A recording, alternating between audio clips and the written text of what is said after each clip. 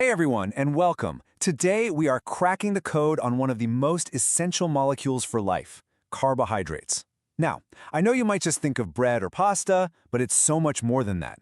Behind all that deliciousness is an elegant chemical code that literally fuels our world. So, let's get into it. Just take a look at this. Pasta, potatoes, corn, wheat. On the surface, yeah, it's just food. But if you look a little closer, from a biochemical point of view, these are all just incredibly complex packages of energy.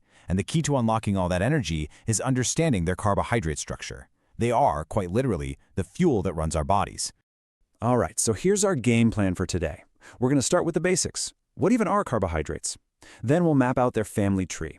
After that, we'll meet the most important simple sugars, figure out how chemists sort them, and wrap up by seeing how changing just one single atom can change, well, everything. First things first, what exactly is a carbohydrate? Well, believe it or not, the answer is actually hiding right there in the name itself.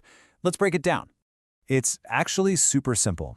Carbo, well, that stands for carbon, and hydrate refers to water. So the name literally just means hydrates of carbon. It's like you're taking carbon atoms and just adding water molecules to them. The name itself tells you the basic ingredients, which is pretty neat. Okay, now for the more, scientific definition. Don't worry, it's not as scary as it looks. Polyhydroxy just means it has many hydroxy, or OH groups, lots of them. The second part says it also has to have one of two special features, either an aldehyde or a ketone group. We'll see exactly what those are in a bit, but for now, just remember, a carb is a molecule with a ton of OH groups plus one of those two special parts. So, how do we organize all these different carbs? Honestly, the best way to think about it is like you're building with Legos. You start with one single tiny brick, and from there you can build these huge complex structures. Carbohydrates work the exact same way. So, at the very bottom, we have the monosaccharides. That's our single Lego brick. You stick two of those together, and boom, you've got a disaccharide. Link up a few more, maybe 3 to 10, and you've built an oligosaccharide. And when you go big and link more than 10, you get a massive polysaccharide, like starch. See? It all starts with that one single unit. All right, let's zoom in and really focus on that fundamental building block, the monosaccharide. Because honestly, if you can get a good handle on these, the entire carbohydrate family starts to make a whole lot more sense.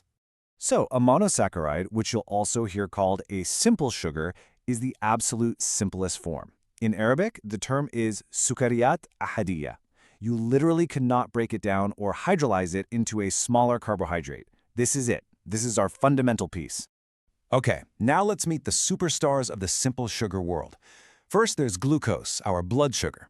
Then you've got fructose, which is what makes fruit so sweet. And finally, galactose, a sugar you find in milk. These three are the key players you're going to see over and over again in biochemistry. So here's a fun puzzle. Glucose, fructose, and galactose are all simple sugars, and they actually share the exact same chemical formula. So how in the world do scientists tell them apart? Well, it all comes down to two really simple rules for classification. First off, we can just count the number of carbon atoms. It's that simple. A sugar with 3 carbons is called a triose, 4 is a tetrose, 5 is a pentose, like ribose, which is in our DNA, and our key players from before, glucose and fructose, they're both hexoses because, you guessed it, they each have 6 carbon atoms. The second rule is to find that special functional group we talked about earlier. Check this out. If that group is sitting at the very end of the carbon chain, it's called an aldehyde, and we call the sugar an aldose. Glucose is the perfect example of this. But if that group is tucked away inside the chain, usually at the second carbon, it's a keto group, and we call that sugar a ketose, just like fructose. That one tiny difference in placement creates two totally distinct sugars. But we can get even more specific. This is where it gets really cool. We're about to see how just changing the direction of a few atoms around one single carbon can create an entirely new molecule. Let's dive into the fascinating world of epimers. So, what is an epimer? It's a very precise term. It describes two sugar molecules that are almost identical twins, but they differ in their 3D arrangement around only one specific carbon atom. Not 2, not 3, just 1. That's the rule. To really get this, we need a reference point, a gold standard. And in the world of sugars, that is almost always D-glucose. Take a good look at this structure. We're going to compare everything else back to this molecule right here. Okay, first comparison. On the left, we've got our reference glucose. On the right, we have a molecule called mannose. At first glance, they look identical, don't they? But look really close. At carbon number 2, see it? The OH group on glucose points to the right, but on mannose, it points to the left. That's the only difference. And because that difference is only at C2, we say that mannose is the 2-apimer of glucose. Let's do it again. We've got glucose on the left, and this time, galactose on the right. If you check carbon number 2, it's the same on both. But look down at carbon number 4. There it is. The OH groups are flipped. Since that's the only difference between them, we call galactose the 4-epimer of glucose. And this right here just brings it all together beautifully. You've got glucose in the middle. Make one tiny flip at carbon 2, and you get mannose.